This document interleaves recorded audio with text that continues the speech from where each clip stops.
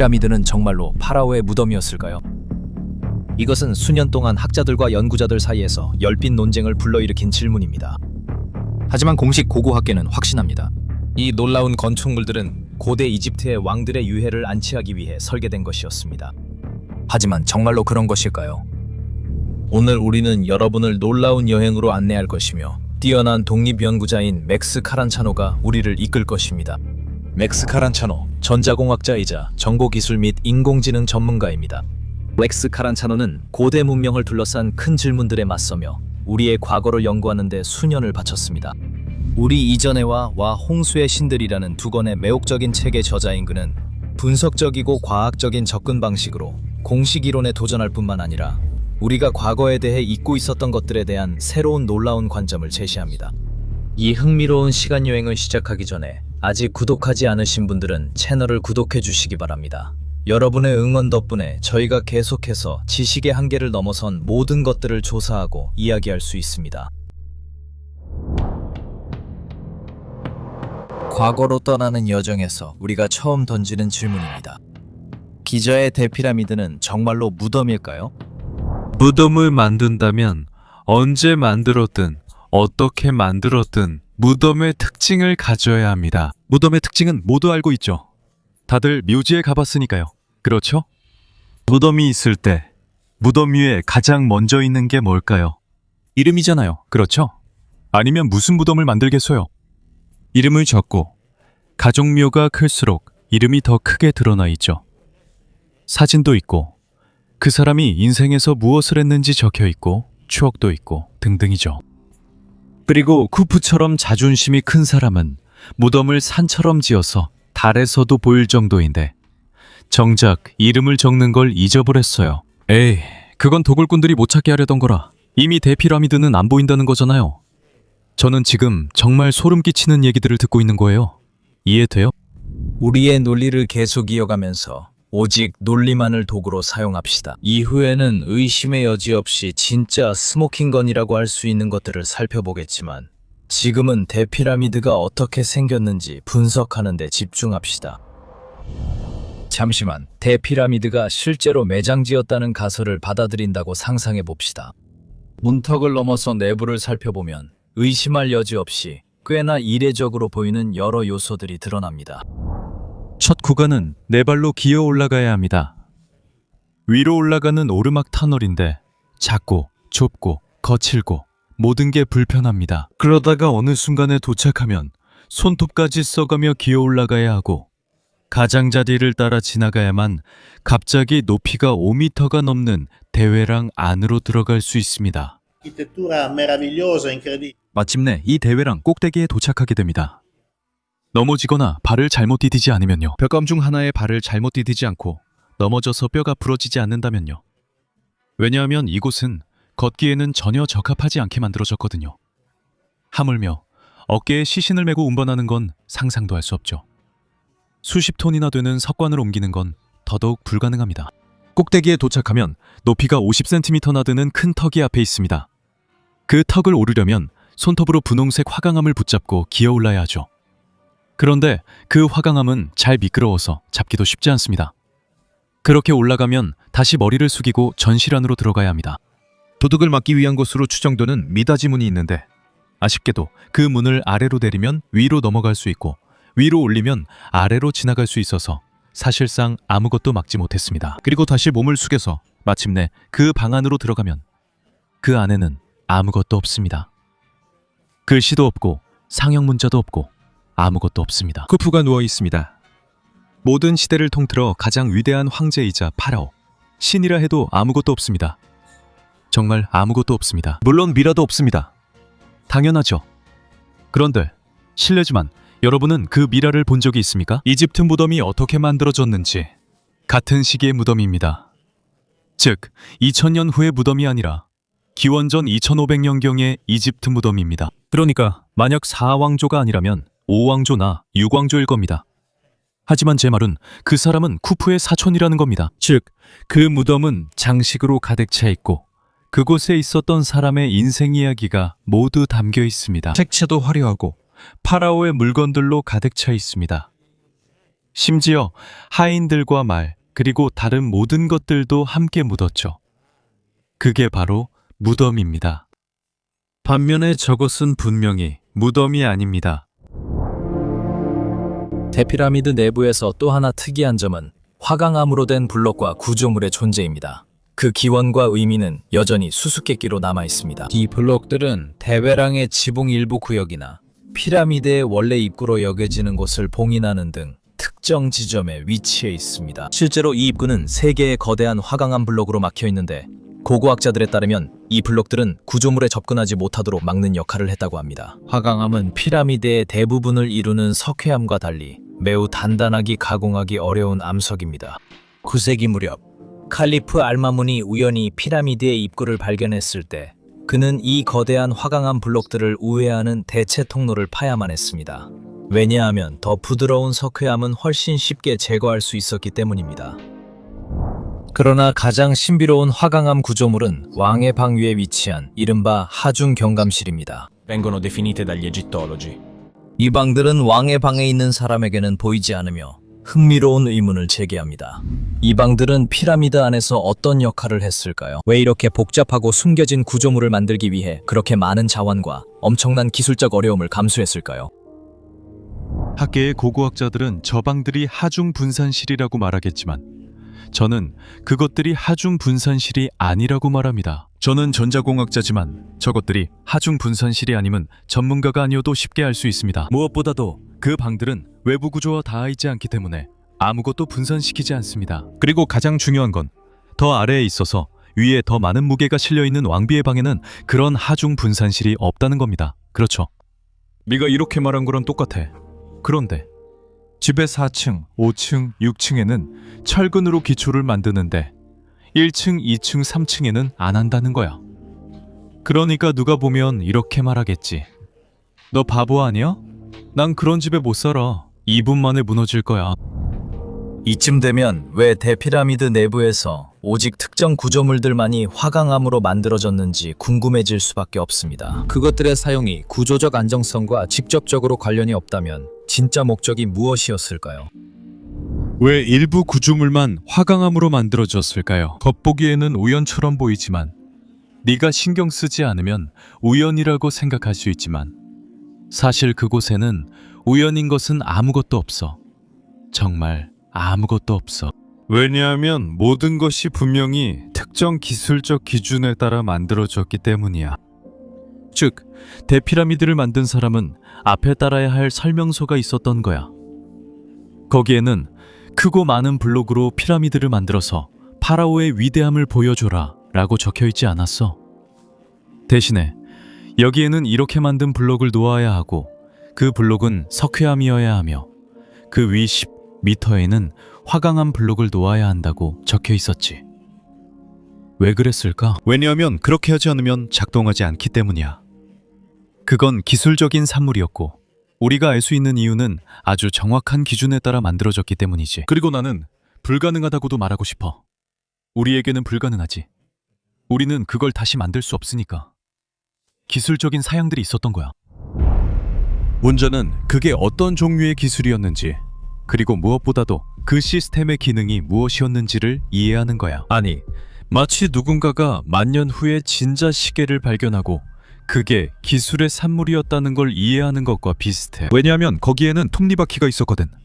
작은 것도 있고 큰 것도 있고 등등. 하지만 그걸 보고 그게 시계였다는 걸 이해하는 건 그렇게 간단한 일이 아니야. 그게 무엇인지 묻기 전에 아주 기본적인 질문들이 있어.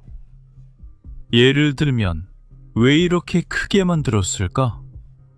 높이 50m만 해도 충분했을 텐데 왜 이 사람들은 140m 나들게 만들었을까? 그리고 그들은 600만 개의 블록을 사용했고 수백만 톤에 달하는 무게의 구조물을 만든 거야.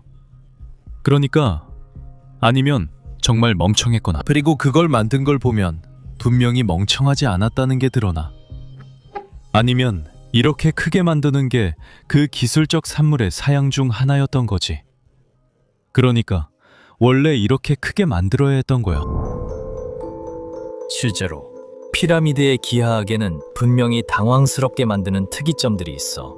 예를 들어 피라미드의 밑변 전체 길이와 높이의 비율은 지구의 둘레와 반지름의 비율과 밀접하게 연결되어 있어. 피라미드의 정사각형 밑변의 전체 길이는 적도에서의 지구 둘레를 축소한 형태이고, 높이는 지구 반지름과 둘레 사이의 관계를 나타낸다고 할 수 있어. 기자의 대피라미드는 지구의 비율을 1대 43,200의 축척으로 반영하고 있는데, 이 숫자는 우연이 아닐 수도 있어. 왜냐하면 43,200은 고대의 수 관련 전통에서 의미 있는 숫자이기 때문이야. 그게 우연이라는 거야?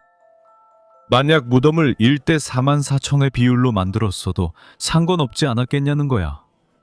그래도 쿠프 대왕의 무덤이 아니었겠냐는 거지. 정확히 1대 43,200. 게다가 그 숫자는 세차 운동과 관련된 숫자인데, 왜냐하면 현재의 천구의 극과 엄청난 정밀도로 정렬되어 있기 때문이야. 그게 우연이라고 말하고 싶은 거야? 그 안에 있는 방들은 왜 만들어진 거지? 석관 위에는 네가 젠데라고 부른 것이 있고, 그 위에 이런 하중 경감실들이 있는 거야? 왜 그 하중 경감실들은 아래쪽은 매끄럽게 다듬어져 있는데 위쪽은 그렇지 않은 거지? 내가 대답해 보려고 하고 뭔가를 더 조합해 보면 이해할 수 있을 거야. 마치 누군가가 시계를 열어 바늘 2개를 보고 이 바늘들이 무슨 역할이었는지 궁금해하는 것과 같다. 그리고 가설을 세우기 시작하지. 예를 들어 별을 가리켰다든지. 그러다가 숫자들을 보고 아마도 시간의 표시였을 거라고 생각하지. 그리고 천천히 다시 돌아가서 아니야, 이건 시계였구나 하고 말하게 돼. 여기도 마찬가지로 이해할 수 있어. 가장 먼저 이해할 수 있는 것은 그 기술 제품의 기반이 되는 물리학이라는 거야. 그것은 어떤 면에서 공명과 관련이 있는 물리학이었고, 또 어떤 면에서는 진동과도 관련이 있었어. 그리고 이것만으로도 이미 많은 것을 설명해 주지. 예를 들어 사용된 재료들 말이야. 특정 부분에 사용된 분홍색 화강암은 공명 특성을 가지고 있어서 오늘날에도 우리는 그것을 첨단 기술 장치에 사용하고 있어. 즉, 네가 손목에 쿼츠 시계를 차고 있을 때와 같은 거야. 기본적으로 말이지. 시계 안에는 화강암에 들어있는 화강암 속에 있는 석영 조각이 들어있는데, 그게 공명을 일으켜서 예전에는 태엽이 했던 딱 하는 소리를 내는 거야. 그건 좀 더 큰 규모로 만들어진 거라서 이제 여러 가지를 이해하기 시작할 수 있다는 걸 알 수 있지. 예를 들어 행성과의 비율이나 크기 같은 것들 말이야. 그런데 이런 진동은 도대체 어디서 온 걸까? 이 장치를 작동시키는 진동, 이 기술 제품을 움직이게 하는 진동을 600만 톤이나 되는 물체에 누가 전달해 줬던 걸까? 내 생각에는 그 진동을 행성이 줬던 것 같아. 그래서 그 물체가 행성과 비슷한 비율을 가지고 있는 거지. 만약에 네가 2개의 소리곱슬을 가지고 있고 하나는 라에 맞춰져 있고 하나는 도에 맞춰져 있다면, 라에 맞춰진 소리곱슬을 치면 도에 맞춰진 소리곱슬은 움직이지 않아. 왜냐하면 그 둘은 같은 비율이 아니고 같은 음에 맞춰져 있지 않기 때문이야. 만약에 네가 2개의 소리곱슬을 가지고 있는데 하나는 더 크고 하나는 더 작지만 둘 다 라에 맞춰져 있다면, 하나가 진동하면 멀리 떨어져 있어도 다른 하나도 진동해. 그리고 나는 그게 생각나. 그 진동은 행성의 움직임에서 받아온 거야. 그래서 행성의 비율을 가지고 있는 거지. 그리고 아마도 그래서 그게 행성의 자기장이 아니라 천구의 극, 즉 행성의 자전축에 맞춰져 있는 거야. 만약에 맞춰져 있지 않으면 작동하지 않으니까. 이 가설에 대한 한 가지 가능한 확인은 상트페테르부르크 대학교 나노포토닉스 및 메타물질학과가 하노버 레이저 센터와 협력하여 수행한 흥미로운 과학 연구에서 나옵니다. 그리고 이 연구는 권위 있는 학술지인 저널 오브 어플라이드 피직스에 게재되었습니다. 실제로 이 연구는 피라미드가 전자기파와 어떻게 상호작용하는지, 그리고 공명 조건에서 피라미드 내부의 방과 꼭대기 부분 모두에 전자기 에너지를 집중시킬 수 있음을 보여주었습니다. 피라미드. 이 연구는 그래서 그 형태는 어느 정도 프리즘과 비슷합니다. 그게 바로 처음에 제가 떠올렸던 아이디어였습니다. 프리즘은 빛을 여러 색으로 분해합니다. 이는 프리즘의 형태 때문입니다. 유리 직육면체는 빛을 분해하지 않으므로 반드시 프리즘을 사용해야 합니다.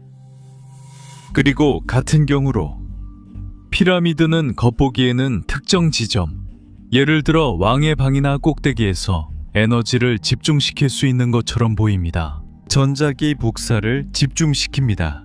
이제 이것이 기술적인 산물이라는 생각에 점점 힘이 실리고 있고 당신도 뭔가 더 이해하기 시작했네요. 이것은 파동과 관련된 기술적인 산물입니다. 그 파동이 지진파이든 진동파이든 전자기파이든 크게 중요하지 않습니다. 어쨌든 모두 변화입니다. 물리량, 즉 전자기장이나 지진, 진동 같은 것이라고 할 수 있습니다. 특정한 특성과 주파수를 가진 고주파들이죠. 그래서 거기서부터 여러 가지를 가정하게 되고 만약 그렇다면 이라고 생각하게 됩니다. 예를 들어 압전 효과를 이용하는 것이죠. 즉 석영이 포함된 화강암 조각을 진동시키면 전기가 발생하는 효과입니다. 그리고 만약 이런 종류의 것이라면 이런 거라면 어떨까요? 만약 그 에너지를 끝부분에 집중시켜서 이런 형태의 에너지를 방출하고 그 에너지를 사용할 수 있었다면 어떨까요? 어쩌면 기자평원 전체에서 그랬을 수도 있습니다. 우리는 기자평원을 개별적인 블록이나 기념물로만 바라보지만 오늘날 도시의 발전소를 바라보는 것처럼 봐야 하지 않을까요? 변압기 그룹, 에너지를 운반하는 송전선, 집에 있는 냉장고, 전자레인지 등은 모두 그 에너지를 사용합니다. 왜 이렇게 제한적으로 생각해야 하나요? 그래서 만약 우리가 대피라미드 아니면 기자의 전체 복합체가 실제로는 첨단 기술의 표현이라고 가정한다면 왜 우리가 이 첨단 기술이 사용된 명확한 증거를 찾지 못했는지 자연스럽게 의문이 생깁니다. 하지만 우리가 정말로 이 주장이 맞다고 확신할 수 있을까요? 이번 경우에도 사망은 그렇지 않습니다. 진과는 존재하며 분명하게 드러나 있습니다. 하지만 그 의미를 제대로 이해하고 곧 이야기할 이 발견들이 어떻게 우리에게 알려지지 않은 기술의 논쟁의 여지 없는 증거가 되는지 이해하려면 우리는 모스 경도 척도가 무엇인지, 즉 재료의 경도를 측정하는 척도에 대해 설명해야 합니다. 재료에는 1에서 10까지의 모스 척도 숫자가 할당되며 이것은 경도계수입니다. 여기서 10은 다이아몬드로 가장 단단한 물질입니다. 그리고 1은 예를 들어 활석인데 매우 부드러운 물질입니다. 자, 우선 이 척도는 선형 척도가 아니라는 점을 고려해 주시기 바랍니다. 그래서 2에서 3으로의 경도 차이는 9에서 10으로의 경도 차이와 같지 않습니다. 그래서 9와 10 사이에는 엄청난 차이가 있습니다. 즉, 10은 9보다 2배나 더 단단하고 반면에 2와 3은 거의 비슷한 경도를 가지고 있습니다. 이해를 돕기 위해 말씀드리자면 우리가 아주 단단하다고 생각하는 카라라 대리석은 경도 3 정도에 해당합니다. 알겠죠? 강철은 경도 5 정도입니다. 구리는 경도 3, 4, 3.5 정도입니다. 그러니까 이 척도는 어떤 물질이 특정 모스 경도에 있다면 그 물질은 더 높은 숫자의 재료로만 긁을 수 있다는 것을 알려줍니다. 그래서 예를 들어 대리석을 가공하려면 더 높은 경도를 가진 무언가를 사용해야 합니다. 예를 들어 구리로는 가공할 수 있지만 이미 힘이 드는데 그 이유는 경도가 매우 비슷하기 때문입니다. 강철이나 철로는 이미 잘 가공할 수 있는데 왜냐하면 대리석의 모스 경도는 3이고 강철은 5.5이기 때문입니다. 이건 과학이에요. 알겠죠? 이건 지질학입니다. 그러니까 당신이 이집트학자라면 일반적으로 모스 경도 7인 화강암을 이집트인들이 구리로 가공했다고 말할 수 없습니다. 왜냐하면 그건 불가능하기 때문입니다. 즉, 지질학은 그런 가능성을 배제합니다. 물론 10만 개의 끈을 사용하면 화강암을 깎아낼 수는 있겠죠. 그러니까 화강암을 조금씩 닳게 할 수는 있겠죠. 그렇죠? 부스러기 하나하나씩. 하지만 정밀한 절단이나 완벽한 구멍을 만들 수는 없습니다. 오늘날 우리가 그 바위를 자르려고 한다면 버터처럼 쉽게는 아니지만 토파즈나 코런덤, 다이아몬드 같은 것을 사용해야 할 것입니다. 그래서 화강암 판을 자르기 위해 다이아몬드 연마휘를 사용하는 것입니다. 그러니까 이것이 과학이고 이것이 우리의 기술입니다. 이제 그들이 우리에게 남긴 것을 보면 미안하지만 그들이 남긴 것은 이런 것들과는 전혀 관련이 없습니다. 여기는 예를 들어 카르나크입니다. 그러니까 그들은 이런 종류의 것들을 만들었습니다. 즉, 이것은 구멍입니다. 게다가 완전히 형태가 잡힌 구멍이고 분홍색 화강암에 만들어졌습니다. 여러분이 이것들을 어떻게 만들었는지 설명해 주세요. 그리고 몇 가지 세부사항을 보여드리겠습니다. 이 구멍은 지름이 약 35cm이며 한 가지 디테일을 보여드리겠습니다. 아주 독특한 부분인데 칼날이 끝나는 지점입니다. 이 사람의 손가락이 가리키는 곳을 보시면 칼날이나 에너지 빔이 닿았던 곳을 보여줍니다. 무엇을 사용했는지는 알 수 없지만 크기가 보이시나요? 그러니까 우리는 바늘보다 얇으면서 화강암을 자를 수 있는 다이아몬드 연마석 같은 건 없잖아요. 이해하시겠죠? 우리에겐 이런 기술이 없어요. 그런데 그들은 가지고 있었죠. 바로 여기 앞에 그 증거가 있어요. 그러니까 그들은 그 기술을 가지고 있었던 거예요. 여러분이 생각하는 대로 설명해 보세요. 그들이 어떻게 만들었는지. 이게 바로 유명한 유물 7번이에요. 플린더스 패트리경이 분석했던 거죠. 맞죠? 그러니까 이 유물들은 원뿔형이에요. 그러면 여러분은 어떻게 시추기가 저 안에 들어가면서 아래로 내려갈 때 지름이 변하는지 설명할 수 있나요? 그러니까 어떻게 그런 걸 만들 수 있었던 거죠? 우리는 오늘날 그런 걸 만들 수 없습니다. 우리는 그런 기술이 없어요. 더 심각한 건 이 경우에는 시추기가 구멍 안에서 휘어졌다는 겁니다. 여기 보면 시추기가 휘어져 곡선이 생긴 게 아주 잘 보입니다. 이해하시겠죠?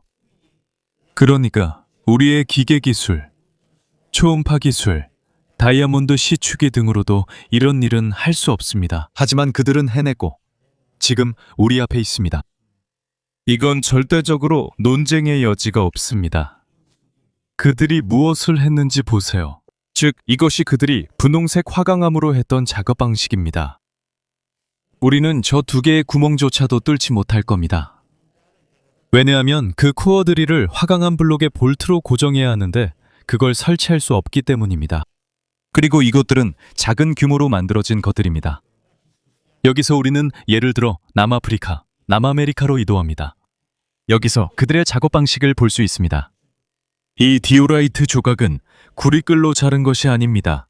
여기에서 말하자면 다이아몬드 와이어로 자른 흔적을 볼 수 있습니다. 그래서 이것들이 증거입니다. 그리고 나서 이런 것들에 대해 물론 주류 학계에서 이런 이야기를 하는 학자를 쿼르코 같은 데서 볼 수 없다는 사실은 꽤나 명백합니다. 왜냐하면 이런 걸 보여주면 누구나 이렇게 말하겠죠. 이건 끌로 할 수 있는 게 아니야.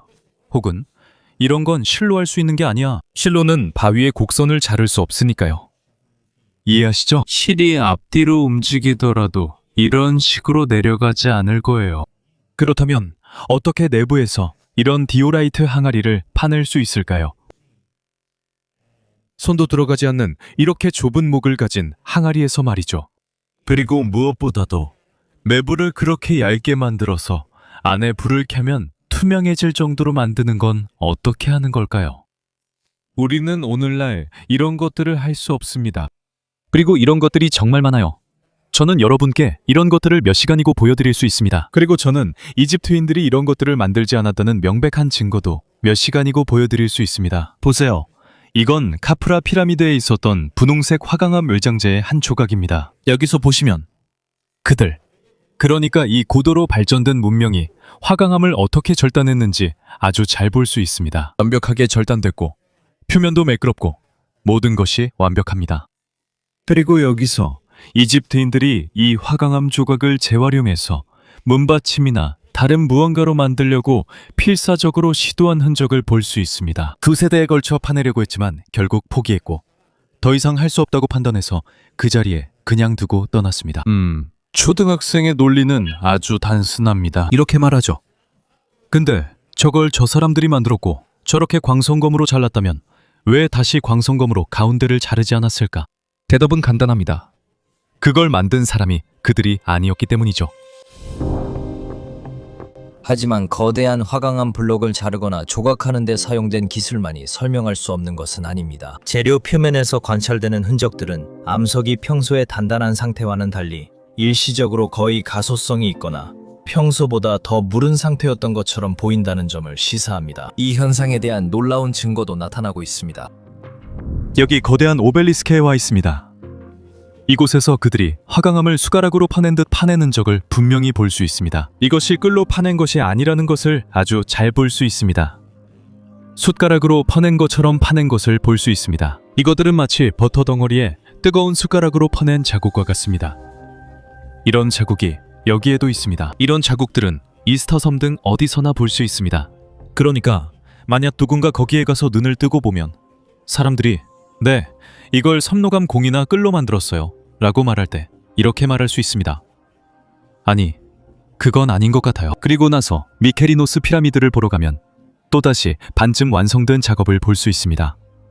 왜냐하면 그 외부 마감 처리를 어떻게 했는지 볼 수 있기 때문이죠. 그들은 거칠게 작업해서 돌을 이렇게 둥글고 볼록하게 쌓아 올렸습니다. 제가 첫 번째로 하는 질문은 이겁니다. 그런데 화강암을 채석장에서 꺼낼 때 그렇게 둥글게 나오지 않잖아요? 그렇게 둥글게 나오지 않나요? 돌을 꺼내면 다 깨지거나 각이 져서 나오지 않나요? 어떻게 화강암 채석장에서 돌을 이렇게 둥글게 꺼낼 수 있죠? 그러니까 그들은 이 둥글게 다듬어진 돌들을 놓았는데 이 돌들은 깨지거나 그런 게 전혀 아니고 서로 완벽하게 맞물려 있습니다. 그리고 나서 위를 평평하게 다듬고 여기 오른쪽 사진에서 보듯이 표면을 매끄럽게 연마해서 마무리한 거죠. 보이시죠? 잘 보이시죠? 이 사진들은 제가 직접 찍은 겁니다. 아주 잘 보입니다. 게다가 표면을 매끄럽게 만들기 위해 1cm만 깎아낸 것도 아니에요. 전혀 그렇지 않습니다.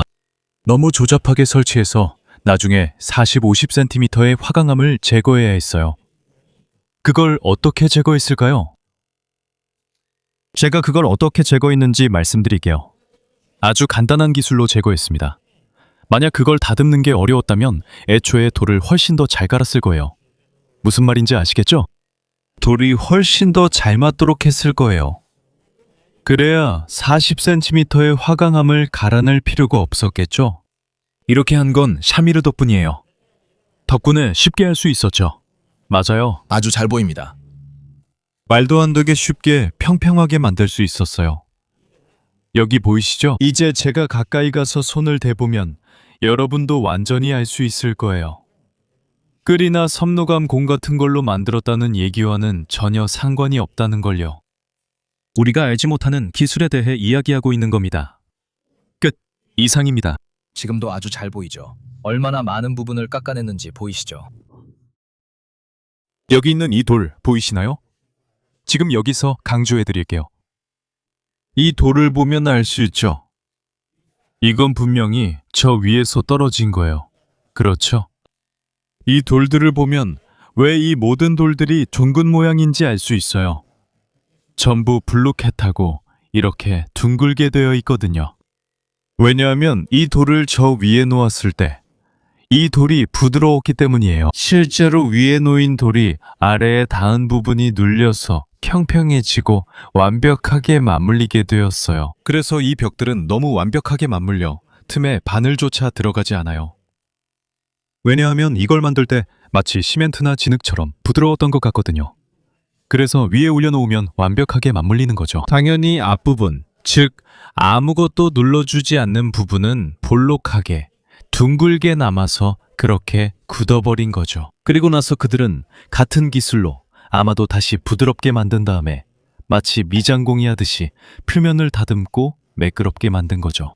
이것은 현장에서의 증거를 바탕으로 논리적으로 도출된 결론입니다.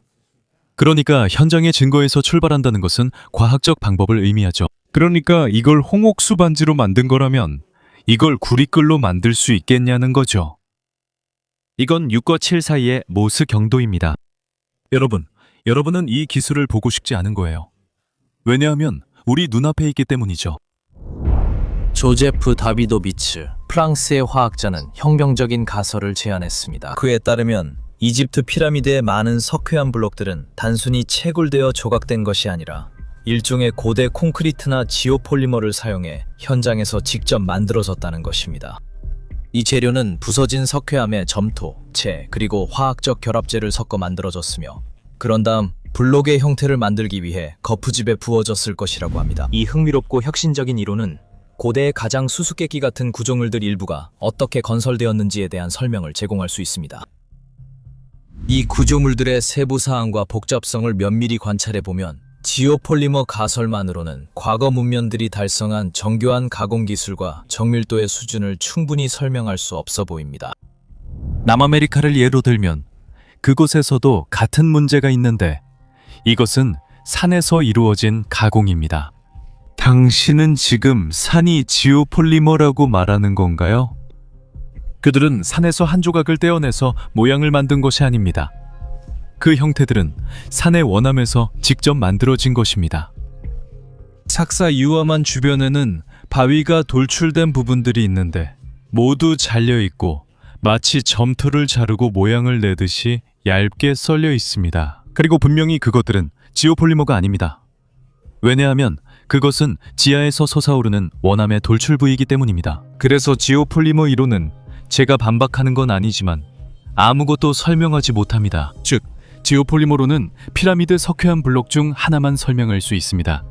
석회암이지 화강암이 아닙니다. 고대 이집트인들의 진정한 장인 정신을 이해하려면 우리는 기자를 넘어서 사카라로 시선을 돌려야 합니다. 사카라는 고대 이집트의 가장 매혹적인 비밀 중 일부를 간직한 곳입니다. 사카라는 카이로에서 남쪽으로 약 30km 떨어진 곳에 위치해 있으며 나일강 서안의 사막고원에 자리 잡고 있습니다. 이곳은 현대 미트라이나 근처로 고대 수도 멤피스의 중심부에 있습니다. 사카라에는 파라오 조세르의 계단식 피라미드가 우뚝 서 있습니다. 이 건축 걸작은 천재 이모테백에서 비롯된 것으로 여겨지며 최초로 건설된 피라미드로 간주됩니다. 하지만 사카라는 이것만이 아닙니다. 동시에 매혹적이고 신비로운 또 다른 기념물이 있습니다. 바로 세라페움입니다. 이 놀라운 지하 복합단지는 전통적인 고고학에 따르면 신성한 황소로 묘사되는 신 아피스의 숭배를 위해 헌정된 곳이었습니다. 세라페움에서는 신성한 황소의 미라가 들어있었다고 전해지는 거대한 화강암 석관들이 발견되었습니다. 하지만 대피라미드와 마찬가지로 이 해석 역시 답보다 더 많은 의문을 남깁니다. 세라페움은 두 시대로 나뉘는 이야기를 들려줍니다. 가장 오래된 부분인 대회랑은 그 정밀함과 웅장함으로 가장 인상적입니다. 거대한 화강암 석관들은 각각 수십 톤에 달하는 무게를 자랑하며 그 가공 기술은 너무나 정교해서 당시의 기술로는 불가능해 보일 정도입니다. 반면 더 최근에 만들어진 작은 갤러리들로 이루어진 부분은 덜 정교해서 오늘날에는 폐허 상태로 남아 있습니다. 바로 이곳에서 나무로 만든 석관들과 장내용 부장품 그리고 아피스 황소의 미라들이 발견되었습니다. 세라페움은 1850년에 프랑스의 고고학자 오기스트 마리에트에 의해 발견되었으며 그는 이집트학에서 중심적인 인물입니다. 그가 가장 오래된 부분을 탐험했을 때 화강암으로 된 석관 24개를 발견했습니다. 거의 모두가 반쯤 열려 있었고 비어 있었으며 2개는 제자리에 있지 않았습니다. 하나는 아직 봉인되어 있었는데 폭약을 사용해 열었고 그 과정에서 손상되었습니다. 그러나 그 안에서는 아무것도 발견되지 않았습니다. 반면에 더 최근의 부분에서는 마리에트가 미라와 장내용 부장품들을 발견했습니다. 공식 이론에 따르면 가장 오래된 부분은 아주 오래전에 약탈당했기 때문에 미라화된 황소나 장내용 부장품이 발견되지 않았다고 합니다. 하지만 이 설명은 의문을 남깁니다. 왜 약탈자들이 더 최근의 부분은 손대지 않고 남겨두었을까요? 귀중품과 미라가 있었던 곳인데 말이죠. 게다가 발견 당시 세라페움이 수천 년 동안 손대지 않은 채 남아있었다는 증거도 있습니다. 이는 약탈 가설을 더욱 불확실하게 만듭니다. 이 사건의 첫 번째 재구성만 봐도 명확하지 않은 점들이 여러 가지 있다는 것을 알 수 있습니다. 하지만 대피라미드에서 썼던 방법을 적용해 봅시다. 먼저 세부로 들어가기 전 세라페움의 구조를 분석해 보겠습니다.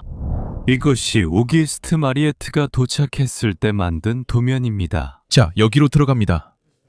이곳이 입구이고 그리고 나서 바로 이어집니다. 그러니까 그들은 발굴을 했고 여기 이 터널을 만들었어요.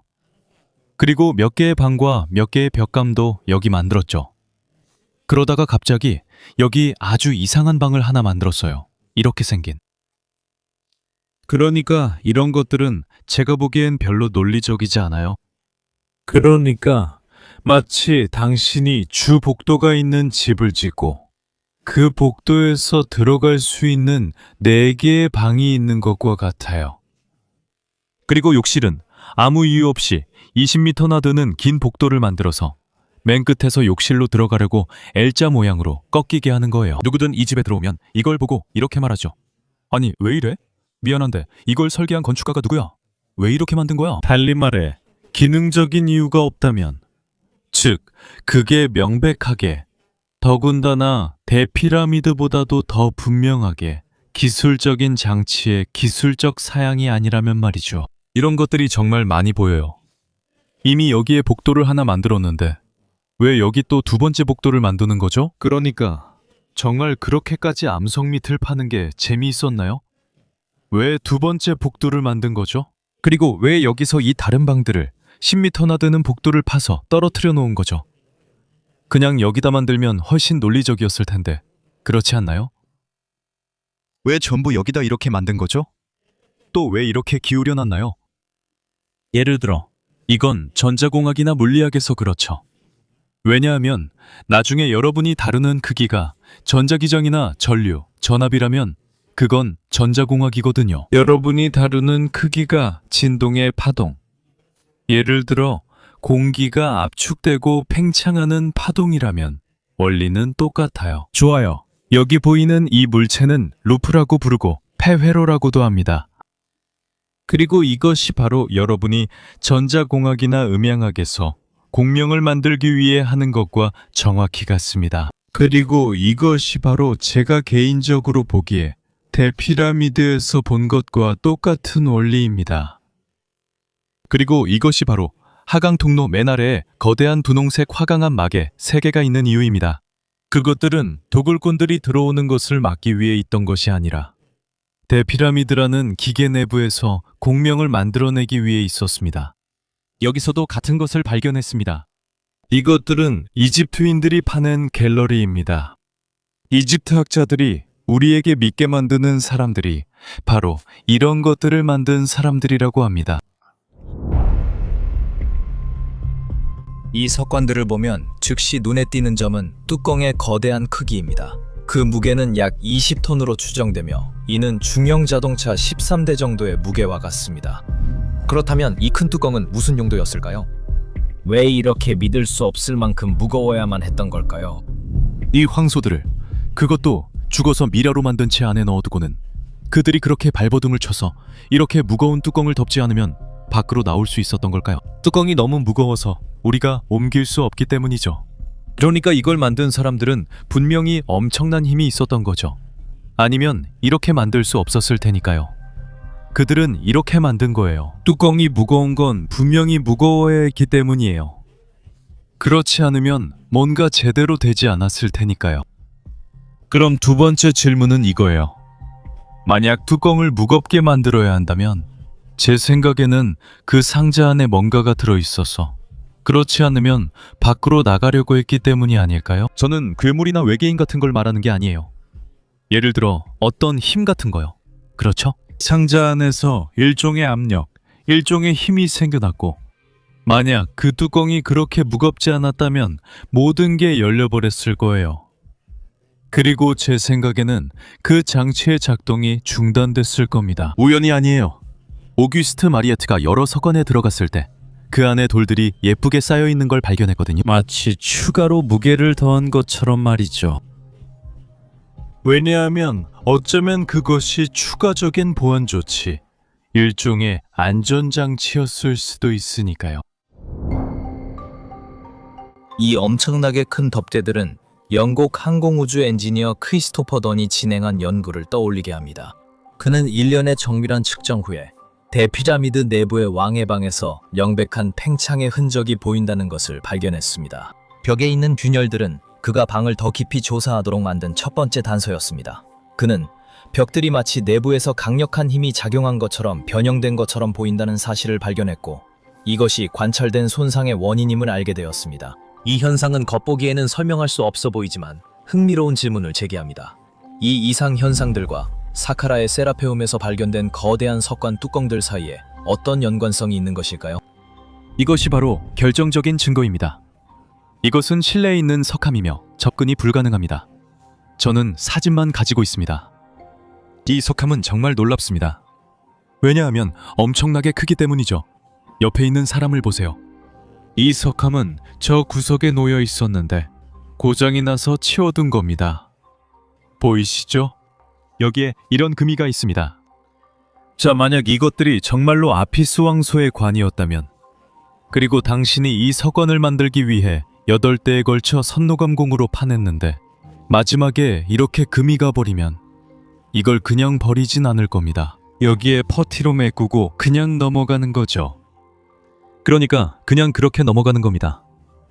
욕실에 마지막 액세서리를 설치하려고 드릴로 구멍을 잘못 뚫었다고 해서 타일공을 불러서 모든 타일을 다 뜯어내고 처음부터 다시 시작하진 않잖아요. 그 구멍을 어떻게든 가리려고 하고 그냥 그렇게 넘어가는 거죠. 아니, 그건 버렸어요. 왜 버렸는지 아세요? 제가 말씀드릴게요. 왜 버렸는지. 더 이상 작동하지 않았기 때문이에요. 금이 갔기 때문이에요. 바이올린에 금이 가면 그냥 메꾼다고 해결되지 않아요. 그 바이올린은 더 이상 소리가 나지 않아요. 더 이상 조율할 수도 없어요.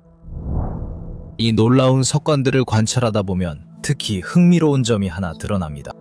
자세히 살펴보면 석관의 외부는 꽤 거칠게 마감되어 있는 반면 내부는 놀라울 정도로 정밀하게 가공되어 있어 거의 불가능해 보일 정도입니다. 이 석관들 중 하나의 내부를 관찰해보면 완벽하게 매끈한 절단면과 아래까지 전혀 불규칙함 없이 밀리미터 단위로 정확한 각을 볼 수 있습니다. 이러한 가공 품질은 당시의 구리도구나 연마용 모래 같은 전통적인 도구로는 실현 불가능해 보일 뿐만 아니라 현대 기술로도 도전이 될 정도입니다. 오늘날에도 이런 수준의 정밀도를 얻으려면 그러한 각도와 완벽한 표면을 만들기 위해 특별히 설계된 전문 도구가 필요합니다. 또 다른 인상적인 점은 뚜껑을 덮었을 때 석관이 완전히 밀폐되어 뚜껑과 바닥이 완벽하게 맞물려 물이 새지 않는 밀봉이 이루어진다는 것입니다. 이것은 흥미로운 질문을 제기합니다. 만약 이 석관들이 아피스 황소의 무덤으로 사용되었다면 왜 내부는 그렇게 극도로 정교하게 마감되어 있는데 외부는 더 거칠게 처리된 것일까요? 이러한 마감 처리는 이것이 무덤이 아니라 다른 무언가, 즉 내부는 완벽해야 하고 외부는 특별히 미관을 신경 쓸 필요가 없는 무언가였다는 것을 받아들일 때만 의미가 있습니다. 여기에 또 하나의 놀라운 요소가 더해집니다.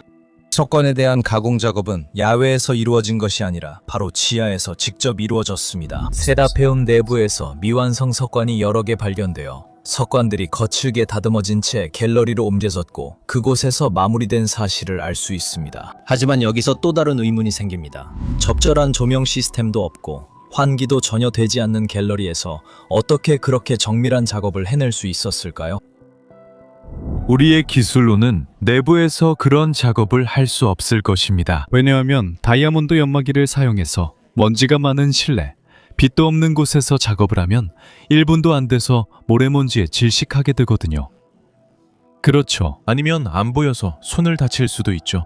하지만 예를 들어 탈무드의 유대교 미드라시에서 언급하듯이 모셰가 샤미르를 사용해서 성스러운 흉패에 아주 단단한 보석들을 새겼다고 하죠. C'è un nome che adesso non mi ricordo.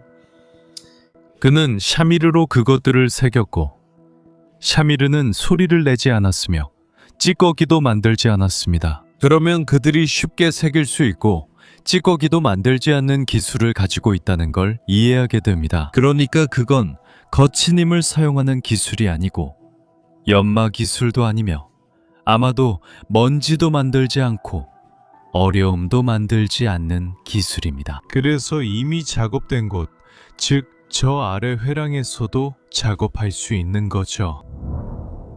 기자에서도 그랬듯이 이번 경우에도 우리에게 알려지지 않은 기술이 사용되었을 가능성을 시사하는 구체적인 요소들이 있습니다. 하지만 우리는 이 고대 민족이 물질을 조작하고 우리가 알지 못하는 방식으로 가공할 수 있었다고 생각하게 만드는 여러 가지 단서를 가지고 있습니다. 그리고 그 방식은 관찰을 통해 어느 정도 짐작할 수 있습니다.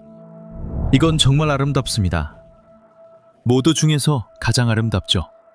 왜냐하면 여기서 이 바위가 가공될 때 변성 상태, 반고체 상태였다는 것을 분명히 볼 수 있기 때문입니다. 이걸 아주 잘 볼 수 있습니다. 왜냐하면 모서리가 무너져 내렸거든요. 이해하시겠죠? 모서리의 선이 무너져 내린 걸 볼 수 있죠. 마치 플라스틱 조각을 녹일 때처럼요. 게다가 거기 가보면 이런 틈이나 깨진 것처럼 보이는 흠집 안쪽도 매끄럽게 다듬어져 있다는 걸 알 수 있습니다. 누가, 그리고 특히 어떻게 흠집 안쪽까지 매끄럽게 다듬으려고 애를 썼을까요? 이해가 되시나요? 여기 보이는 이 흠집들은 모두 매끄럽게 다듬어져 있습니다. 왜일까요? 연마 작업이 기계적으로 이루어지지 않았기 때문입니다. 그것은 제 생각에는 에너지를 이용해서 재료, 이 경우에는 돌의 물리화학적 특성을 변화시키는 어떤 것이었습니다. 여기서 보이듯이 이것은 지오폴리머가 아니고 자연스러운 암석결이 있습니다. 지오폴리머라면 이런 것으로 만들지 않습니다. 이런 예시가 정말 많습니다. 하나 보여드릴게요. 덜 알려진 겁니다. 여기는 기자 평야입니다. 10만 위치를 합니다. 아마 이 바위 조각은 이미 몇 미터의 모래에 덮여 있을 겁니다. 다행히도 사진이 있습니다. 이 사진이 보이나요? 이건 이미 흥미롭습니다. 왜냐하면 이 밝고 하얀 화강암에 구멍을 내는 것이 구리도구로 어떻게 가능한지 자체가 흥미롭기 때문이죠. 하지만 이게 가장 흥미로운 점은 아닙니다. 이 사진에서 가장 흥미로운 점은 여기입니다. 여기 구멍은 실수로 잘못 뚫렸습니다. 심지어 이중으로 보이죠? 처음에는 여기에 구멍을 뚫었습니다. 그리고 도구가 미끄러져 여기 또 자국이 생겼어요. 아, 젠장. 이 모서리가 아니라 아래쪽 모서리에 했어야 했는데 라고 말했죠. 그래서 샤미에르를 잠깐 붙이고 퍼티로 살짝 메웠어요. 이집트의 놀라운 가공예는 나일강 주변뿐만 아니라 다른 곳에서도 볼 수 있습니다. 세계 반대편, 바로 페루의 쿠스코로 이동하면 우리는 태양의 신전으로 알려진 코리칸차를 감상할 수 있습니다. 이곳은 고대 잉카 문명의 가장 유명하고 인상적인 고고학 유적지 중 하나입니다. 여기서도 주로 안산암이나 섬노감노된 거대한 석벽을 볼 수 있습니다. 이 재료들은 매우 단단하고 가공이 어렵기로 유명합니다. 그럼에도 불구하고 이 돌들은 완벽하게 매끄럽게 다듬어졌고 모서리 또한 믿을 수 없을 만큼 정밀하게 맞춰져 있어 감탄을 자아냅니다. 이것은 더욱 놀랍습니다. 왜냐하면 여기서는 그들이 남긴 손가락 자국까지도 아주 뚜렷하게 볼 수 있기 때문입니다. 즉 여기서는 이 바위가 부드러웠다는 것이 분명하게 보입니다. 누군가가 여기에 손가락 자국을 남겼을 때 그가 저쪽에서 떼어낸 재질이 이 돌출된 부분에 쌓인 것을 볼 수 있습니다. 마치 네가 생크림이 올라간 케이크에 손가락을 넣거나 아직 굳지 않은 벽돌이나 시멘트에 손가락을 넣을 때처럼 말이야. 이런 것들은 어디에나 가득해. 하지만 네가 거기에 가서 낙타타기나 하거나 가이드가 해주는 별 의미 없는 얘기나 들으러 간다면 이런 걸 못 볼 거야. 그리고 나중에 네가 카메라를 끄고 더 깨어 있으면 가이드가 제가 다른 얘기하면 잘릴 수도 있나요? 라고 말해. 그러니까 내가 굳이 말하지 않아도 네가 직접 보면 알 수 있는 거잖아. 이쯤 되면 이렇게 놀라운 구조물을 세울 수 있었던, 그렇게 발전되고 신비로운 기술을 가진 이 고대 문명이 과연 누구였는지 궁금해질 수밖에 없습니다. 또한 이 문명이 그 기원과 유산을 이해하는 데 도움이 될 만한 흔적을 남겼는지도 궁금해집니다. 이집트에 머무르면서 중요한 단서는 나일강 서쪽 강변 상이집트의 중심부에 위치한 에드푸에서 찾을 수 있을지도 모릅니다. 이곳에는 이집트 신화에서 가장 중요한 신들 중 하나인 매의 신, 호루스 신에게 바쳐진 아름다운 신전이 있습니다. 이 신전은 그 안의 비문들과 신화들을 통해 이 신비로운 문화에 대한 더 깊은 이해에 다가갈 수 있는 더 오래되고 심오한 이야기의 단편들을 간직하고 있을지도 모릅니다. 이 신전은 비교적 젊은 신전으로 프톨레마이오스 왕조 시대에 지어졌으며 기원전 3세기경에 해당합니다. 하지만 이 신전은 에드푸의 기록들이 말해주듯 또 다른 신전 위에 세워졌고 그 신전도 또 다른 신전 위에 세워졌으며 그 신전 역시 또 다른 신전 위에 세워졌다고 합니다. 왜냐하면 이런 종류의 신성한 기념물들은 항상 같은 장소에 세워졌기 때문인데 그곳이 바로 원초적 신들, 즉 태초의 신들에 의해 지정된 장소였기 때문입니다. 에드푸 신전의 내부 벽에는 벽면에 상형 문자로 새겨져 있습니다. 가장 중요한 부분들은 우주론, 즉 이집트 문명의 기원에 대한 이야기의 일부입니다. 그 신전을 지을 때 그것들이 다시 복사되었습니다. 그러니까 우리는 프톨레마이오스 시대, 즉 매우 최근의 시대에 대해 이야기하고 있는 것이고 아마도 이미 낡아서 부서지고 있었던 책들에서 복사한 것일 겁니다. 그렇죠? 그래서 잃어버리는 것보다 차라리 그 안에 적어놓은 거죠. 제 생각에는 우리가 지금 알렉산드리아 도서관이 파괴된 시기 근처에 있는 것 같은데 이 부분은 두 가지를 확인해봐야 할 것 같아요. 그래서 아마 그것과도 관련이 있을지도 모르겠네요. 플라톤의 책들, 손키스가 솔론에게 보여주겠다고 약속했던 그 책들은 분명히 알렉산드리아 도서관에 있었을 거예요. 아니면 어쨌든 그 책들은 신전에 있었던 걸까요? 아니면 알렉산드리아 근처의 사이스에 있는 사제단 구조물에 있었던 걸까요? 에드프 문서에는 무엇이 적혀 있나요? 거기에는 원초적 신들, 즉 이집트의 창시자들이 서쪽의 바다에 위치한 섬에서 이집트로 왔다고 적혀 있습니다. 신들의 섬, 최초의 문명이 탄생한 그 섬은 전 세계 이집트를 포함해서 식민지를 세웠다고 합니다.